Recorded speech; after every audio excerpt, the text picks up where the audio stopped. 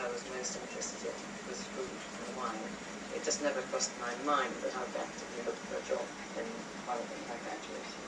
And it took dropping out to France. Steer you towards good value can, at all levels, all price levels, because good value exists at all price levels, can teach you how to use your tasting faculties to best effect and can highlight sharp practice, because I think that's part of our job, then we have done our work satisfactorily. But the single most important thing is that you get the most from the glass in your hand.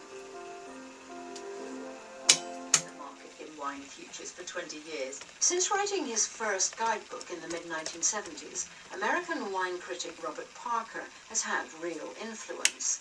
His Parker points, the marks out of 100 that he assigns wines, can decide the destination of multi-million-dollar investment funds, the fate of a wine and an entire vintage. A change that can be seen on every high street. Big names have gone. New and surprising brands are rising. Buoyant yet gutsy. Begins with a light flowery aroma. The wine will drink. Tesco's wine sales were up 50% last year, a trend we followed on the food programme, speaking to some of the people who've driven that expansion, like Dan Jago. On his Twitter account, he describes himself as the wine bloke at Tesco. In other words, he's the biggest wine buyer in the UK.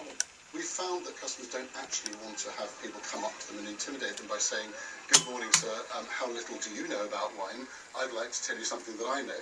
They'd much prefer to be allowed to be signposted clearly what are the interesting wines, why they're interesting.